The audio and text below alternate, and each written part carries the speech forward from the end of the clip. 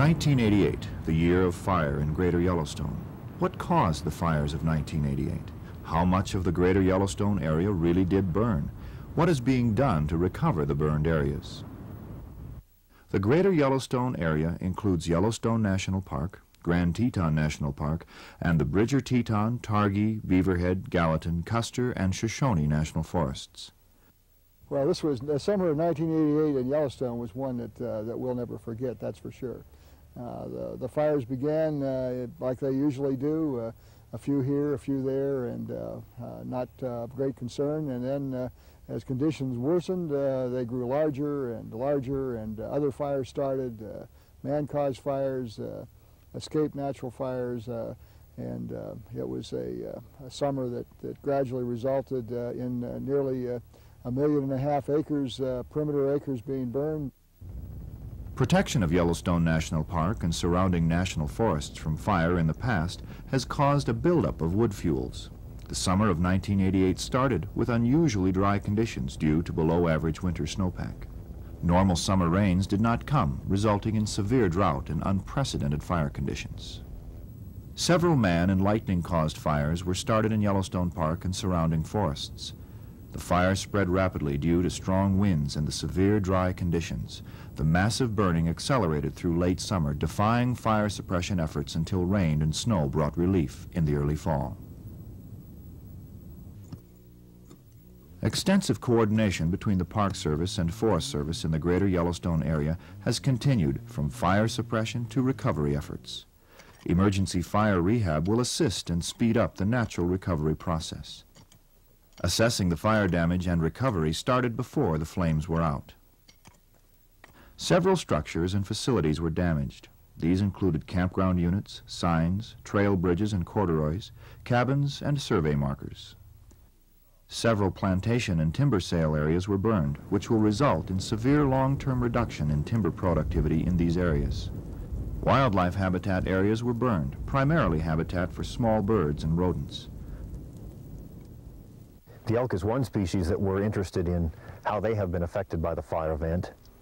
In the short term, some of the area that is winter range for them has burned over, and that means that the forage which would have been available for them on the ground to be utilized this winter, some of that's gone.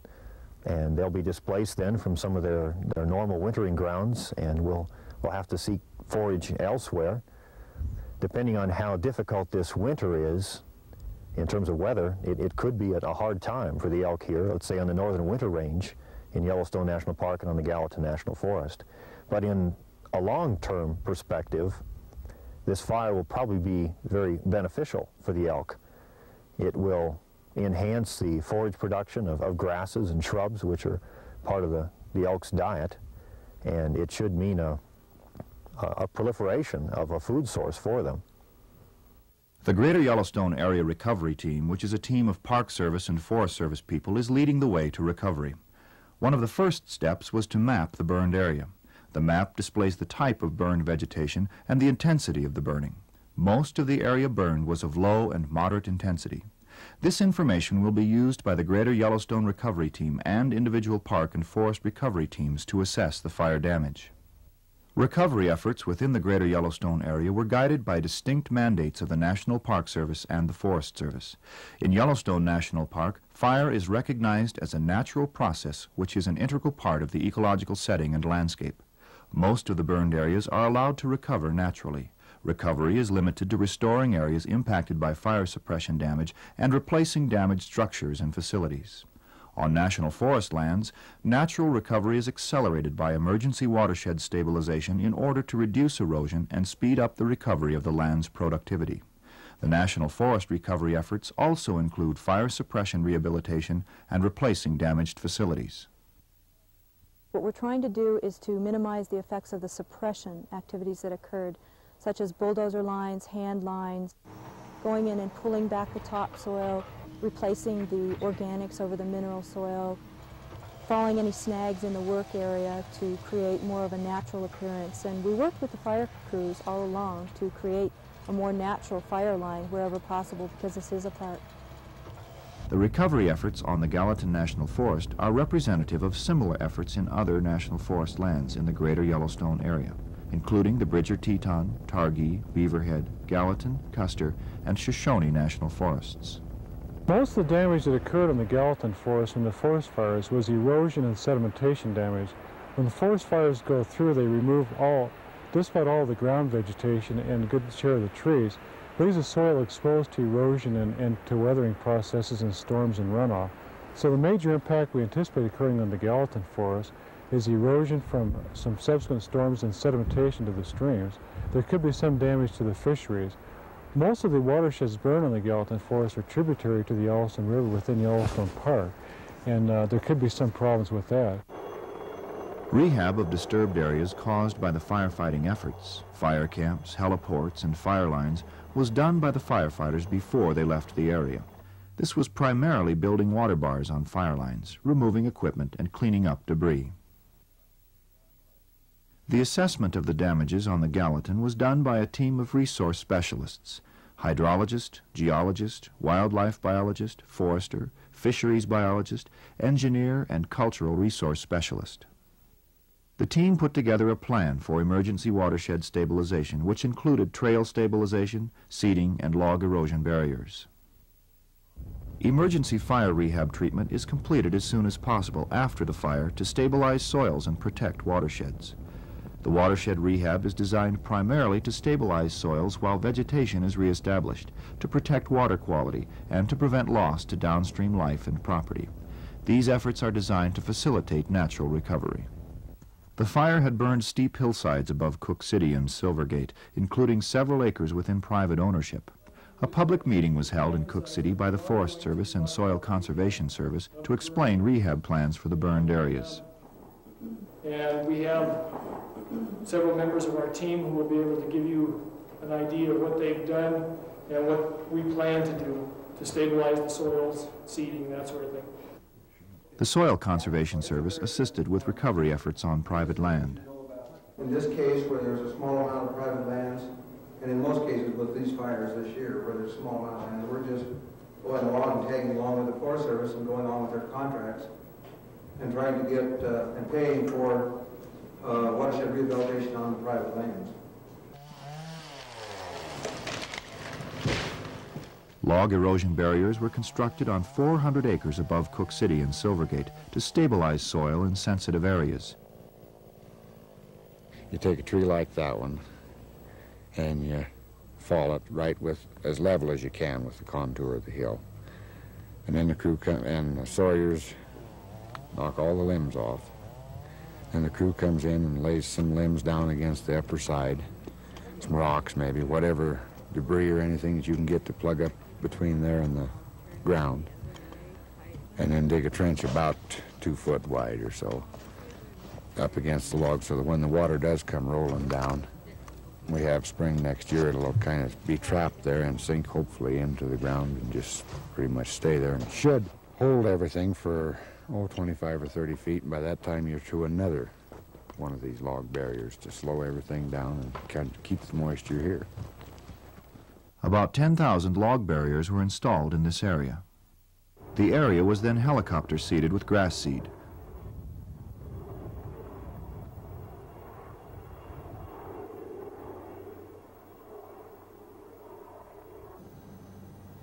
Most of the burned area on the Gallatin occurred in the Absaroka-Beartooth Wilderness. Seeding in the wilderness was limited to annual grass species to achieve short-term soil stabilization, particularly in drainages which burned to the stream bottom. A bucket suspended from a helicopter was used to apply the seed. The main areas seeded were streamside zones which burned to or near the streams. The seeds should aggressively germinate and establish during next spring and summer. Winter wheat seed was used in areas within 1/2 mile of the park boundary.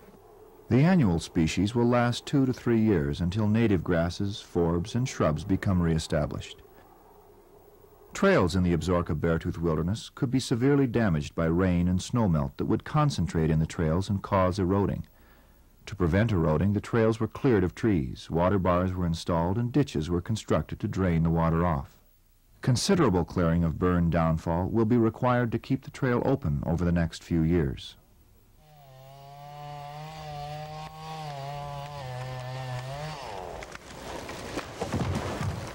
The log erosion barrier, seeding, and trail drainage on the Gallatin National Forest is representative of fire rehabilitation activities occurring throughout the Greater Yellowstone Area. After emergency rehab is completed, a substantial amount of recovery work still remains to be done. Structures, fences, campground units, signs, bridges, trails, and landline markers need to be repaired or replaced. In addition, there will be reforestation on some of the national forests in the long-term recovery effort. The recovery teams in the park and forests are also evaluating potential post-fire monitoring needs and research coordination. The extensive forest fires provide a very unique opportunity to study the effects of the fires on both short and long-term recovery. They range all the way from the effects on soil, the effects on soil fungi, and they just go right on up through the food chain to the effects on bison, grizzly bears, elk, mule deer, pronghorn antelope. I mean, virtually every component of the ecosystem here has got somebody who would like to look into it. These fire recovery efforts will add to the natural recovery of the Greater Yellowstone Area. The fires are part of a natural process in maintenance and reestablishment of the forested areas. Visiting Yellowstone National Park and the surrounding forests over the next several years will be a fascinating experience. The rebirth is just beginning.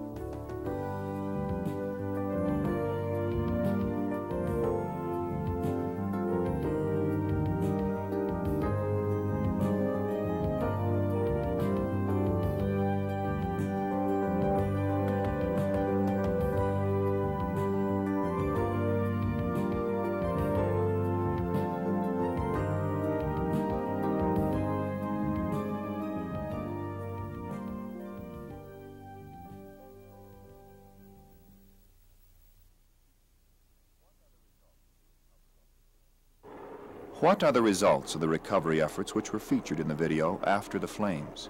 How successful were the treatments in preventing erosion and protecting water quality? The next few minutes is a revisit of treatment areas shown in the original After the Flames video to review the results 1 year later. This update will focus on recovery efforts in Yellowstone National Park and the Gallatin National Forest, but is representative of fire rehabilitation efforts on other national forests in the Greater Yellowstone Area.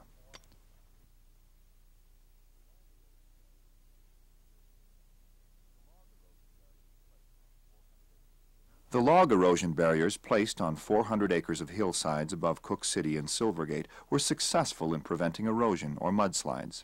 Very little soil erosion occurred in these watersheds, which were targeted for special protection. These log erosion barriers were placed in these slopes because the communities of Cook City and Silvergate are right down below here. And there was concern that due to the steepness of this slope and the intensity of the burn, that we could have overland flow and soil eroding down onto private property into towns. So the log erosion barriers were installed with the idea of trapping overland flow, trapping sediment that might wash down the hillside and preventing a buildup down below. Extensive germination and dense establishment of the erosion control grass was very effective in protecting these hillsides. The log erosion barriers will provide soil erosion protection for several additional years. Most of the fire recovery seeding in the Gallatin National Forest occurred in drainages within the Absaroka-Beartooth Wilderness, which had been burned to the stream bottom. About 30 miles of streamside zones and adjacent hillsides were seeded where fires had burned all of the streamside vegetation. These areas were seeded in swaths 800 feet wide to provide temporary ground cover of annual cereal ryegrass until native grass, forbs, and shrubs are reestablished. In total, 80,000 pounds of seed were dispersed over 4,000 acres. In most of the 30 miles of streamside areas seeded, the germination and establishment of the cereal rye was very dense. This streamside vegetation is very effective in preventing soil from burned areas from washing into wilderness streams, thereby protecting water quality. In this area within the Absaroka-Beartooth Wilderness, the establishment of cereal rye has been very dense, and this provides excellent sediment filtration. This vegetative protection filters out soil which could wash into the water during periods of snow melt and rainstorms, and we feel the water quality protection provided by this vegetative sediment filtration is very effective. Within a couple years, this cereal rye will die out, and the natural native riparian grass, forbs, and shrubs will become reestablished. On benches above the streamside zones, the cereal rye germinated well in areas which were burned, but did not replace existing wilderness vegetation. The result in several areas is a dense stand of the annual ryegrass in burned areas, but a retention of native vegetation in areas which were not burned or only lightly burned. Seeding was not effective in all areas. Steep hill slopes with considerable surface rock did not provide an effective seed bed. Heavily burned areas which had considerable downfall and buildup of branches and forest litter and duff burned hotter and deeper. These areas will require more than 1 year for revegetation.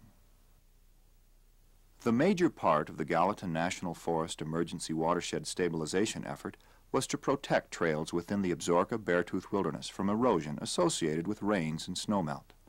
During the fall of 1988, 150 miles of trails were cleared of trees which fell across the trails during or after the fire. These trees needed to be cleared to allow access for crews to construct water bars and drainage ditches. The water bars were very effective in diverting water from snowmelt and rainstorms off the trails. If these water bars had not been constructed, considerable erosion damage would have occurred to some trail areas. Less forage in Yellowstone Park combined with a severe winter resulted in a significant reduction in elk in parts of the park. Spring brought lush vegetation back to many of the areas that had burned over. Going into this, then the second winter after the fire, there is a lot of good forage available for species like the elk. In the long term, the wildlife of the Greater Yellowstone area will continue to demonstrate for us that they are remarkably adaptable animals in a dynamic system. Populations will continue to rise and fall in response to a series of environmental variables. Variables like fire, the presence of it or the absence of it. Variables like climate and weather, just as the animals always have.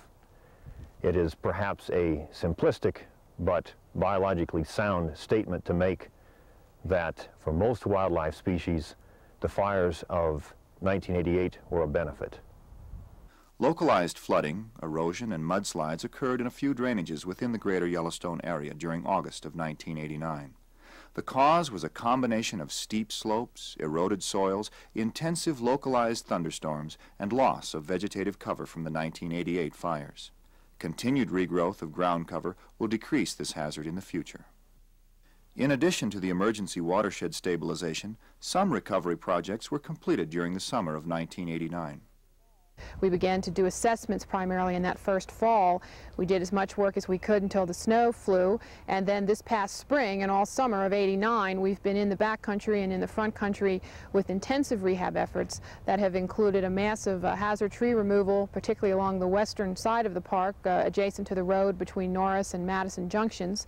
We've also had National Park Service crews, Student Conservation Association crews, and Youth Conservation Corps crews scattered throughout Yellowstone's back country, rehabbing trails, relocating campsites in the backcountry that were in severely burned areas, constructing some of the cabin-type facilities that burned in the fires, again in the backcountry, and we are still working on those trails. Our rehab program is about a 3-year effort, and we expect that the YCC and the SCA crews will again be a part of it for the coming summers of '90 and '91, and of course the National Park Service crews will also be working throughout the park. Funding and donations for recovery work have been very limited, which leaves a substantial amount of recovery projects incomplete. Projects in need of funding include campground facilities, signs, fences, trail structures, landline location, and reforestation. The Gallatin National Forest rehabilitation efforts met most of the watershed stabilization objectives, but should be recognized as only a small part in the fascinating process of forest recovery. Natural recovery will take time as the ecological processes will gradually restore the forests. The National Park Service and Forest Service will continue to emphasize recovery efforts in the Greater Yellowstone area until recovery is complete.